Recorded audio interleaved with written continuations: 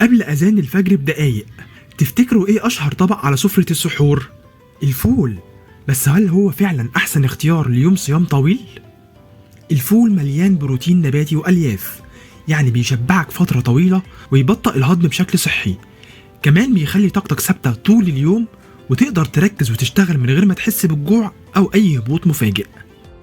ولأنه بيتهضم ببطء، بيدي الجسم طاقة تدريجية ومتوازنة، فبيمنع إحساس الجوع المفاجئ أو هبوط السكر بعد كام ساعة، فتحس براحة ونشاط مستمر. بس لو كلته بطريقة مش صحية، ممكن تصحى تاني يوم وانت حاسس بانتفاخ وعطش طول اليوم، وممكن كمان جسمك يكون مرهق وتركيزك يقل، وتحس انك تعبان من أول النهار ومش قادر تكمل نشاطك بسهولة.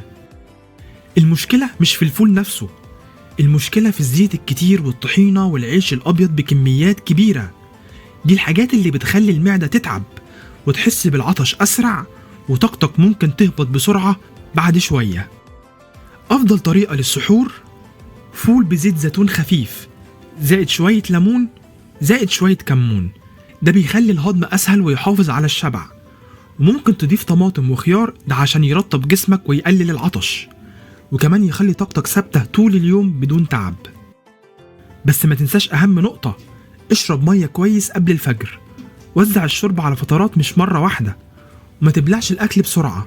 خلي جسمك يستوعب كل حاجة بهدوء، ده هيساعدك تحافظ على طاقتك طول اليوم وتقلل العطش. اختار عيش أسمر بدل الأبيض، ده بيخلي الشبع يدوم أطول ويبطئ الهضم بشكل صحي، وكمان يساعد في ثبات مستوى السكر في الدم، فتفضل طاقتك ثابتة طول اليوم. الخلاصة: الفول ممتاز للسحور ويشبع كويس، بيديك طاقة مستقرة طول اليوم، بيساعد جسمك يحافظ على النشاط والتركيز، بس خليه خفيف. وما تنساش المية عشان تحس بالراحة من أول اليوم لآخره وما تعطش. معلومة بسيطة بس فايدتها كبيرة. فايدة هاب، فايدة بسيطة بس تأثيرها كبير.